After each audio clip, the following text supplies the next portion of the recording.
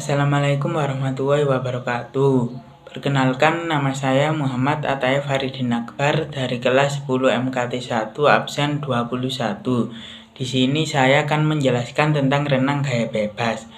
Renang gaya bebas dalam bahasa Inggris disebut dengan crawl, berarti merangkak. Hal ini karena teknik renang gaya bebas dilakukan dengan posisi atau sikap badan telungkup atau menghadap ke permukaan air. Sewaktu berenang gaya bebas, posisi wajah menghadap ke permukaan air, sehingga pernapasan dilakukan saat lengan digerakkan keluar air pada saat tubuh miring.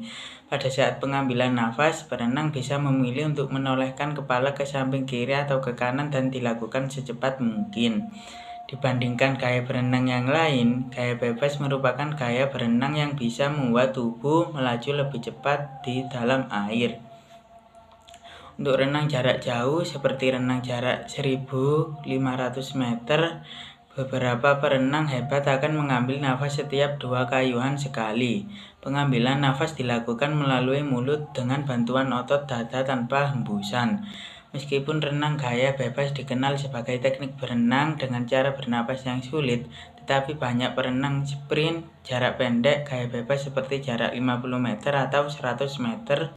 Para perenang-perenang tersebut akan berusaha semaksimal mungkin untuk menahan nafas mereka selama balapan berlangsung. Hal tersebut dilakukan agar tidak terjadi pengurangan kecepatan akibat perenang gaya bebas tersebut mengambil nafas. Oleh karena itu, renang gaya bebas menjadi teknik yang paling sering digunakan dan mungkin memiliki kecepatan paling tinggi. Berikut teknik dasar untuk melakukan renang gaya bebas. 1. Start. Pada nomor renang gaya bebas, berenang melakukan posisi start di atas balok start. Badan dibungkukkan ke arah air dengan lutut sedikit ditekuk. 2. Posisi tubuh. Posisi tubuh saat berenang adalah streamline, yaitu hampir sejajar dengan permukaan air. Tubuh juga harus berputar pada sumbunya. Gerakan yang mengakibatkan posisi tubuh naik turun atau ke kanan kiri harus dihindarkan. 3. Gerakan kaki. Gerakan kaki pada renang merupakan penyumbang daya laju yang terbesar, karena gerakan ini dilakukan tanpa terputus. Frekuensi gerakan kaki pada renang gaya bebas adalah sebanyak 6 kali tendangan kaki untuk 2 kali putaran lengan.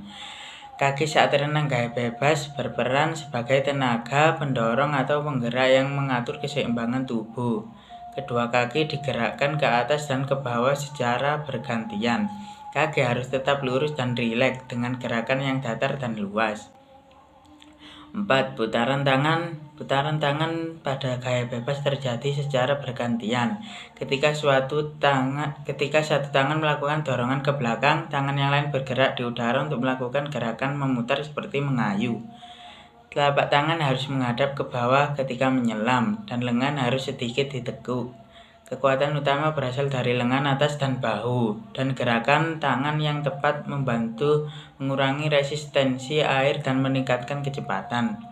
5. Putaran kepala. Putaran kepala yang benar adalah elemen penting dalam teknik renang gaya bebas.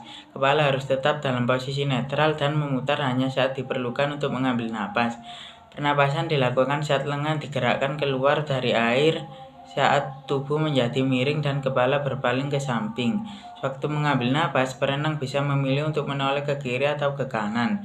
Pernapasan yang terlambat atau terburu-buru dapat mempengaruhi ritme dan efisiensi renang.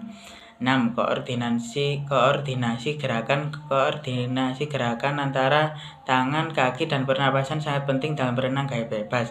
Gerakan tangan dan kaki harus sinkron dan terkoordinasi untuk menciptakan dorongan yang kuat ke depan. Pernapasan harus terjadi dengan ritme yang sesuai dengan gerakan tubuh, dan perenang harus berusaha untuk menjaga kelancaran gerakan tanpa gangguan. Nah, itulah penjelasan terkait renang gaya bebas beserta dengan teknik dasarnya. Dengan demikian, renang gaya bebas bisa mencapai optimal. Sekian dari saya. Terima kasih. Assalamualaikum warahmatullahi wabarakatuh.